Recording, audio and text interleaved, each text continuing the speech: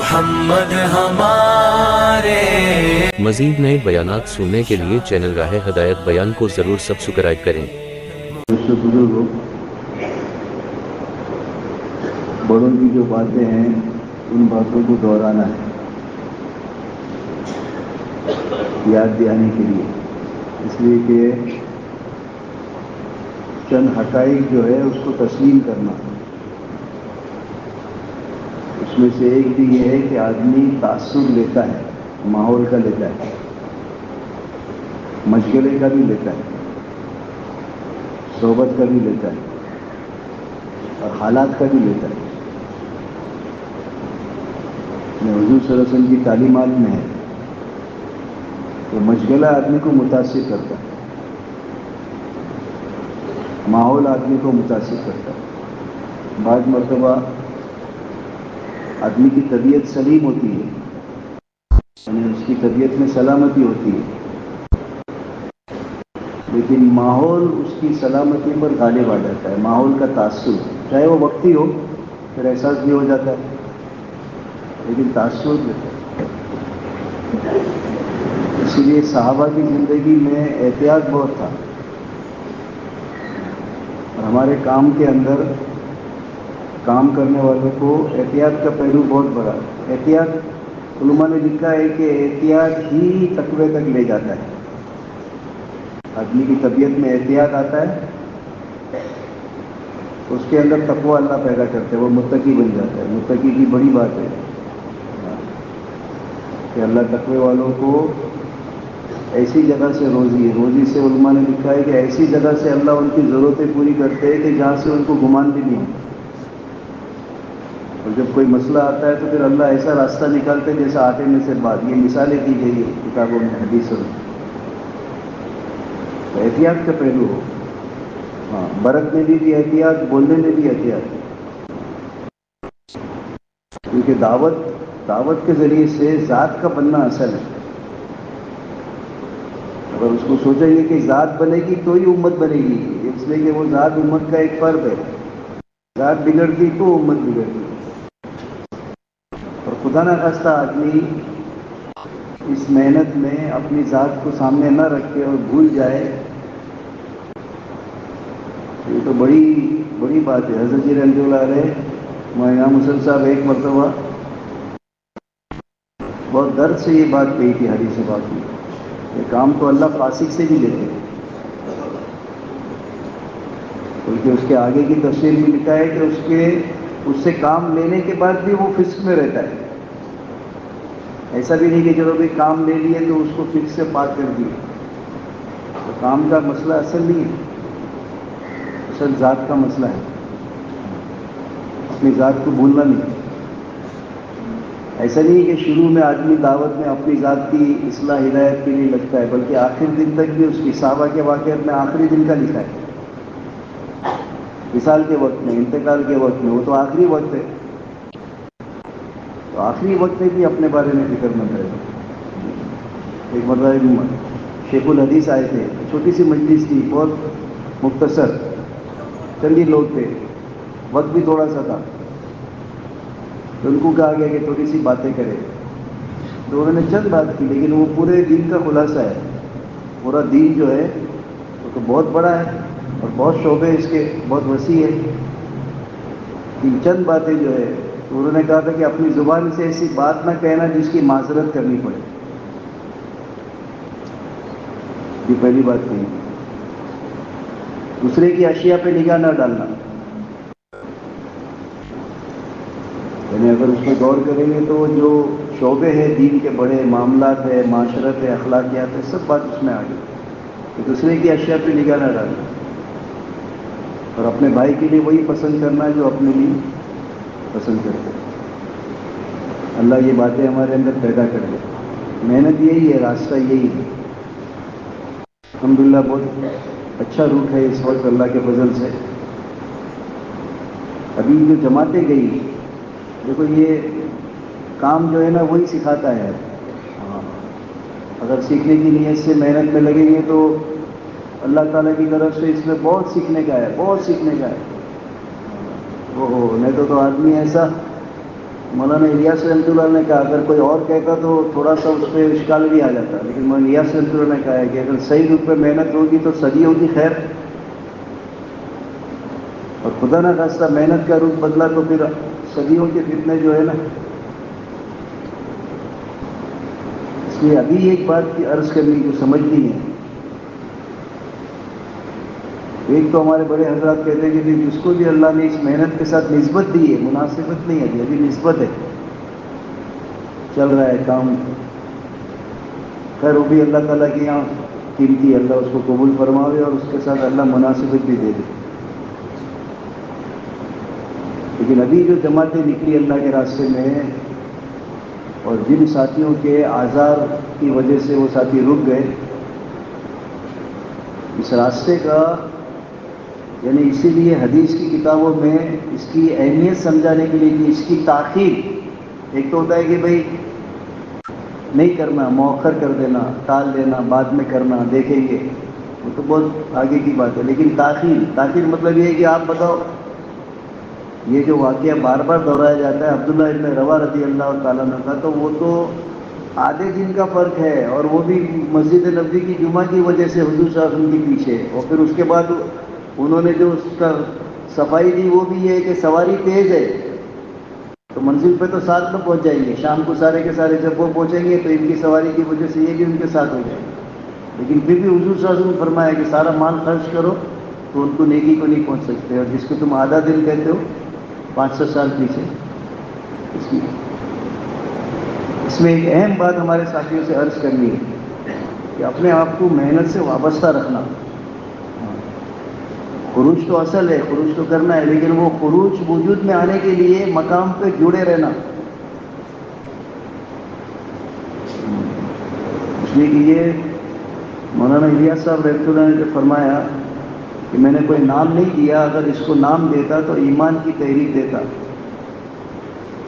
اس محنت سے ایمان کی بقا بھی ہے، ایمان کی ترقی بھی ہے، ایمان کی حفاظت بھی ہے، ایمان کا پھیلنا بھی ہے، اور اس محنت کے کمی سے اس کے برعکس ساری چیزیں ہیں، بقا بھی نہیں ہے، پھیلنا بھی نہیں ہے، ترقی بھی نہیں ہے۔ یعنی کسی کی ذاتی طور پر یہ بات نہیں کہی جاتی، لیکن سمجھنے کی بات ہے، بڑی بات ہے یہ۔ یعنی اس پر اگر آدمی صرف اسی بات پہ نگاہ ہو تو اس کے لیے دعوت کے تقاضوں پر ہر حال میں نکلنے کا اشارہ ہو جائے۔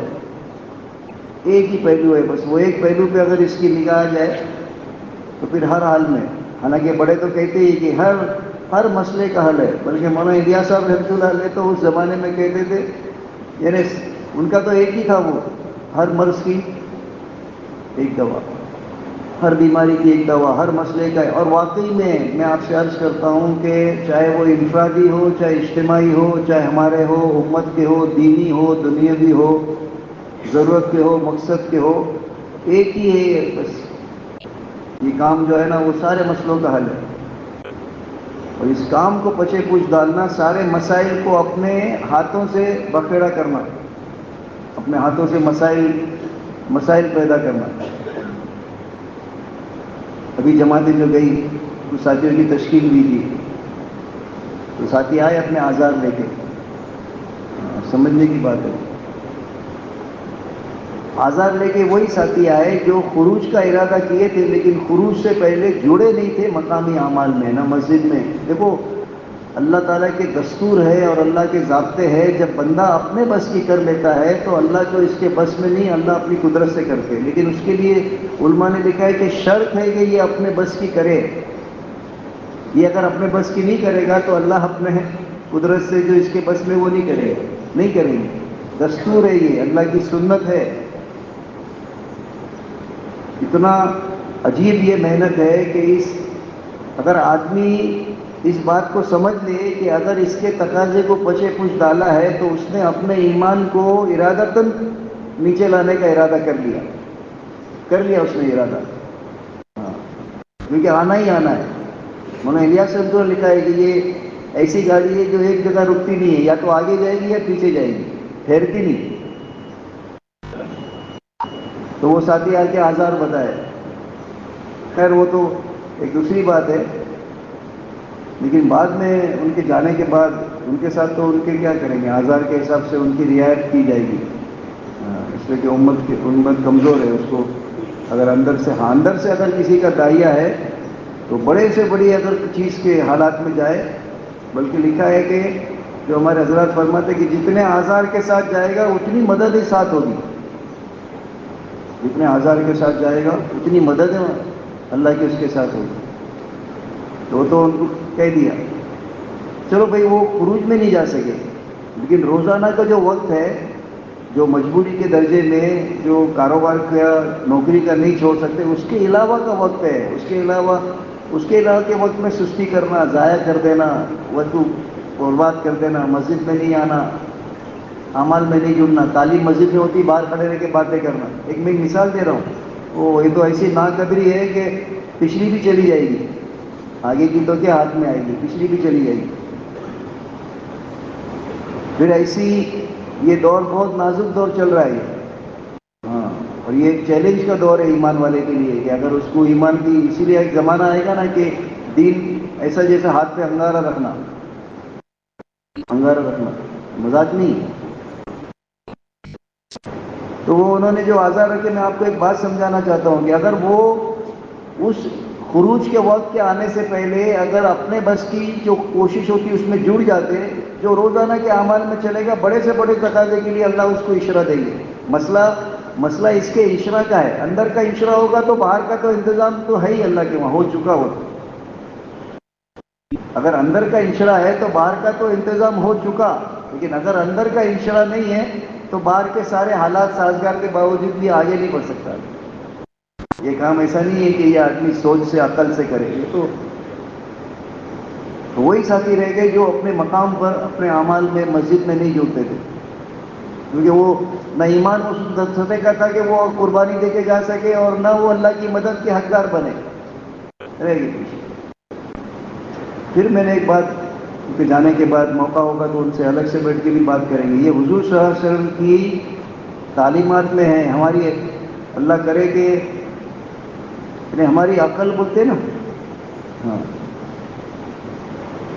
حضور صلی اللہ علیہ وسلم کی تعلیمات میں ہے کہ جب کوئی بات کہنی ہوتی تو یا مجمع میں کہتے عام طور پر کہ بھئی لوگوں کو کیا ہو گیا اس طرح کرتے، تو کرنے والا سمجھ جاتا تو لے لیتا، بات کو لینا چاہیے، یہ میرے کو کہہ رہے ہیں، میری بات کہہ رہے ہیں، اور طبیعت رد کر دیتی ہے تو زوال ہے یہ۔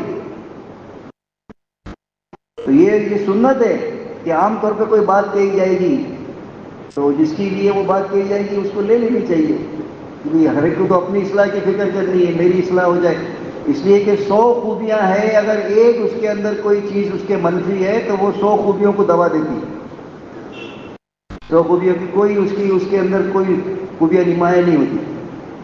یا حضور صلی اللہ علیہ وسلم تنہائی میں اس کو کہتے، تنہائی میں الگ سے بلا کے اس کو بات کرتے، اس کو سمجھاتے۔ یہ دو طریقے، یہ سنت طریقے ہیں، سنتوں میں برکت ہے، اور سنت ہی دین ہے، اور سنتوں کے عادی بننا، سنتوں کو اپنانا، سنتوں سے محبتیں کرنا، احسان ماننا۔ حضرت عمر رضی اللہ تعالیٰ عنہ کا قول ہے، میری غلطی بتائے وہ میرا محسن ہے، حضرت عمر فرماتے، یہ حضرت عمر کا قول ہے، جو میری غلطی بتائے وہ میرا محسن، یعنی اس نے مجھ پر احسان کیا۔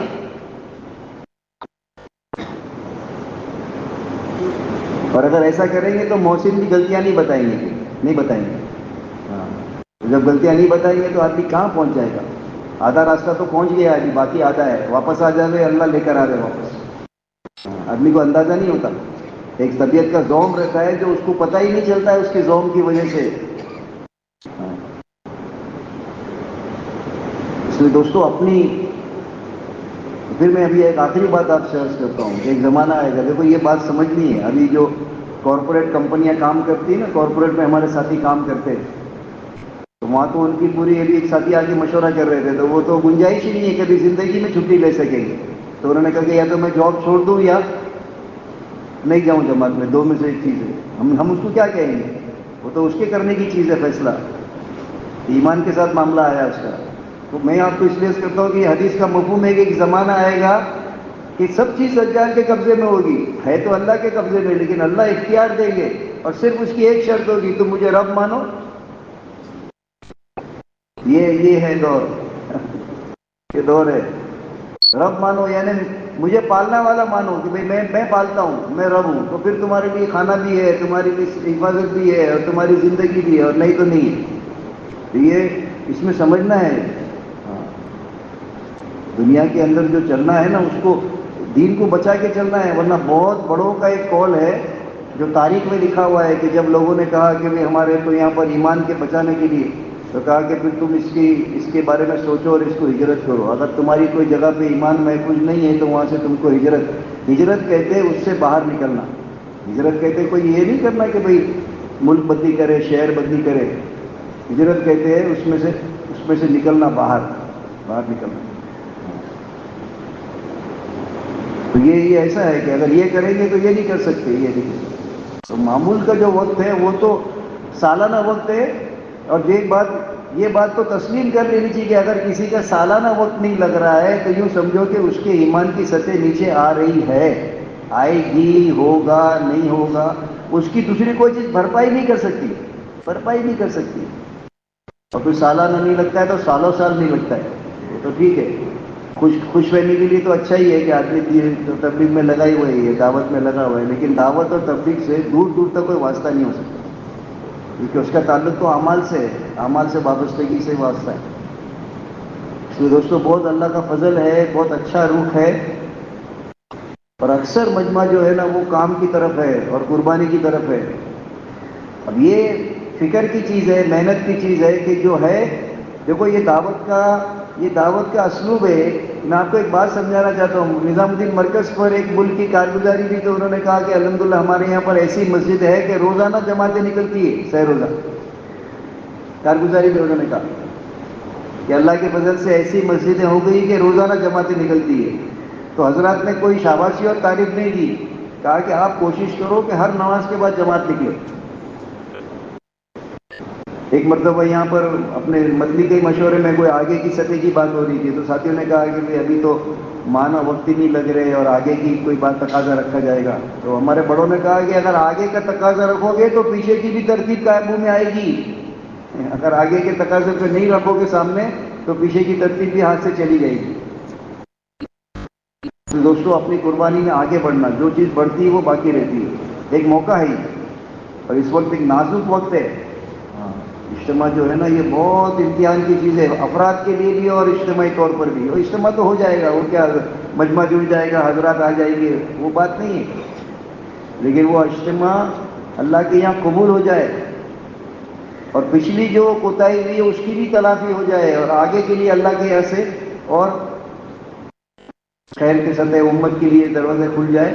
اس کے لیے دوستو یہ اجتماع میں ہر کوئی کا اندر کا جذبہ ہونا چاہیے. دیکھو حضور صلی اللہ علیہ وسلم کے زمانے میں اور اس کے بعد کرنے یعنی شروع کے خلفائے راشدین کے اور اس کے دور میں بھی اور شیخین کے دور میں بھی یہ تھا کہ ہر ایک کا ایک جذبہ تھا، عورت کا، مرد کا، بچے کا، چھوٹے کا، بڑے کا، غریب کا، امیر کا، ہر ایک کا جذبہ تھا کہ میرا کچھ لگے. غریب کا بھی ہے ہی نہیں، اس کا بھی جذبہ تھا کہ میرا کچھ لگے. تو جس کا ہے ہی نہیں اس کا کیسے لگے گا؟ اس کا بھی جذبہ تھا.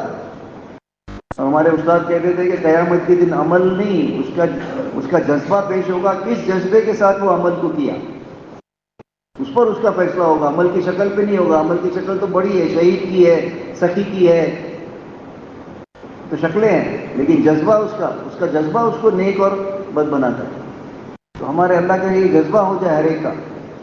اور جو یہ دعوت کا ایک عجیب بات ہے کہ اگر آدمی اپنے آپ کو اگر دیکھنا چاہے کہ میں صحیح رخ پر ہوں، تو صحیح رخ پر اگر آدمی ہوگا تو جو کرے گا اس کو کم سمجھے گا، جتنا زیادہ بھی کرے گا تو اس کو کم سمجھے گا. یہ اس کا صحیح رخ ہے. اور جو کرتا ہے اس کو بہت سمجھتا ہے تو یہ اس کا غلط رخ ہے، غلط رخ پر ہے، غلط رخ ہے. اللہ ہمارا سب کا صحیح رخ کر دے اور اللہ ہم کو صحیح سمجھ دے دے. اور دوستو بڑوں کے ساتھ ادب کا معاملہ کرنا. با ادب با نصیب بھی لکھے نا، تو با ادب با نصیب بھی اس لیے لکھے کہ بے ادب بد نصیب. ادب جو ہے نا وہ ایک بڑی چیز ہے. جب ادب جاتا ہے تو حیا جاتی ہے. اور حیا کے بارے میں لکھا ہے کہ ایمان آتا ہے تو حیا آتی ہے، اور حیا آتی تو ایمان آتا ہے، اور حیا جاتی تو ایمان جاتا ہے، اور ایمان جاتا ہے تو حیا جاتی ہے. اور حیا کا ایک جز ہے ادب کرنا. دل میں بھی ادب ہونا چاہیے. یعنی یہ ترقی کی چیزیں ہیں. اس سے قربانی سے کوئی ترقی نہیں کرتا. قربانی سے ترقی ہوتی ہے؟ قربانی سے کوئی ترقی نہیں ہوتی. وہ تو قربانی اسی لیے دی جاتی ہے کہ ان قربانیوں سے ان باتوں کا احساس پیدا ہو جائے اور آدمی محتاط بن جائے. محتاط ہونے سے ترقی ہوتی ہے, تقوی سے ترقی ہوتی ہے. مقصود یہ ہے. تو قربانی بھی دینا ہے, اس لیے کہ قربانی دیں گے تو اس کی جتنی کرتے اتنی ناکافی ہو جاتی ہے. اور قربانی کتنا کرنا نہیں ہے, کتنے میں سے کتنا کرتے ہیں. ایک آدمی فارغ ہے وہ 24 گھنٹے میں سے 12 گھنٹے دیتا ہے. ایک آدمی مشغول ہے وہ 24 گھنٹے میں سے 2 گھنٹہ دیتا ہے. تو اس کا 2 گھنٹہ زیادہ قیمتی ہے. مجبوری میں سے نکالتا ہے, اپنا آرام قربان کرتا ہے, اپنے گھر کے تقاضے قربان کرتا ہے, اپنے دوسرے کاموں کو آگے پیچھے کرتا ہے. دوسرا تو کیا ہے, فارغ ہی ہے, اس کو کرنا کیا ہے. تو دوستوں ابھی ہمارے سامنے اجتماع ہے اور اللہ کے فضل سے یعنی بہت اچھے روپ پر ہے اس وقت کہ پورے بمبئی کے ساتھیوں نے مل کے کوئی بات سوچی تھی کہ یہ اجتماع سے 4 مہینے پہلے جماعتیں نکل جائے اللہ کے راستے میں. تو اللہ کے فضل سے یعنی ہمارے ساتھی نے یہ بات اچھی کہی کہ بھائی دیکھو جماعتیں چاہے تعداد کے اعتبار سے جتنی سوچے تھے اتنی نہیں نکلی, کم نکلی, لیکن ساتھیوں نے محنت خوب کی. تو ہمارے یہاں محنت نتیجہ ہے. نتیجہ نہیں ہے, نتیجہ اصل نہیں ہے, محنت نتیجہ ہے. اگر محنت کی اور نتیجہ نہیں نکلا تو بھی کامیاب, اور اگر محنت غلط ہے اور نتیجہ نکلا تو بھی دھوکہ. تو اللہ کے وجہ سے ساتھیوں نے محنت کی اور خوب جماعتیں نکلی. اور جماعتوں کے بارے میں یہ طے ہوا ہے, پہلے بھی اعلان ہو چکا کہ جو جماعتیں خروج میں گئی ہے وہ اپنا خروج پورا کر کے آئے گی. اپنا خروج کا جو وقت ہے وہ پورا کر کے آئے گی. اس لیے کہ خروج جو ہے نا وہ خروج کے اندر تاثیر ہے. جب خروج پر آدمی ہے تو جب وہ اللہ کے راستے میں ہے تو اس کے اثرات پیچھے بھی ہے, اس کے گھر پر بھی ہے, اس کی مسجد میں, اس کے حلقے پر بھی ہے. اس کی قربانی کے اثرات زیادہ پڑتے ہیں بنسبت اس کی ہونے سے جو اثرات پڑتے ہیں. خروج جو ہے نا, خروج کہتے نکلنا, باہر جانا, اور اس سے تبدیلی آتی ہے. اس سے تبدیلی آتی ہے. تشکیل کہتے ہیں نا کہ حال کو بدلنا. اس لیے یہ بات طے کی کہ جو جماعتیں اللہ کے راستے میں گئی ہے وہ اپنے اوقات پورے کریں گی اور وہ اپنا پورے. اسی لیے کچھ ساتھیوں نے احتیاط کی کہ بھئی اجتماع بھی ہے اور وقت پورا نہیں ہوگا, تو انہوں نے یہی وقت شروع کر دیا کہ بھئی ٹکٹ کی وجہ سے یا کسی وجہ سے تاخیر ہو رہی ہے تو وقت شروع کر دیں گے تاکہ اجتماع سے پہلے وقت پورا ہو جائے تو اجتماع میں شرکت کر دے. اگر کسی کا اجتماع سے پہلے وقت پورا نہیں ہوتا ہے تو اجتماع تو مقصد ہی ہے لوگوں کو جمع کر کے اللہ کے راستے میں نکالنے کا, وہ اس کو اپنا پورا کر کے آ گئے, وہ پورا کر کے آ گئے. اس لیے کہ پورا کرنے کے بعد بلکہ مولانا یوسف صاحب رحمۃ اللہ علیہ فرماتے تھے کہ جو ملنے کا وقت ہوتا ہے وہ آخری وقت ہوتا ہے. آخری وقت, چلنے کا آخری وقت, 4 مہینے کا آخری وقت, آخری وقت میں اللہ کی طرف سے ملنے کا ہوتا ہے. اگر وہ وقت غفلت میں آ گیا, وہ وقت ہنگامی شکل میں آ گیا اور وہ وقت کسی کے نظر ہو گیا تو پھر وہ جو ملنے کا ہے وہ رہ گیا, وقت لگتا رہے. اس لیے ان باتوں کی ساتھی کی ترغیب دینا, ہاں ترغیب دینا ہے ساتھیوں کو, کسی کو پابند نہیں کرنا. پابند اپنے آپ کو کرنا, سختی اپنے آپ پر کرنا, اپنے نفس پر کرنا, دوسروں کے لیے نرمی کرنا, دوسروں کی رعایت کرنا, دوسرے کو تھوڑے کو بھی سراہنا, دوسروں کو بڑھانا, اپنے بہت کو بھی تھوڑا سمجھنا. یہ چند باتیں دوستوں. اس لیے ابھی آج بہت اہم مشورہ ہے.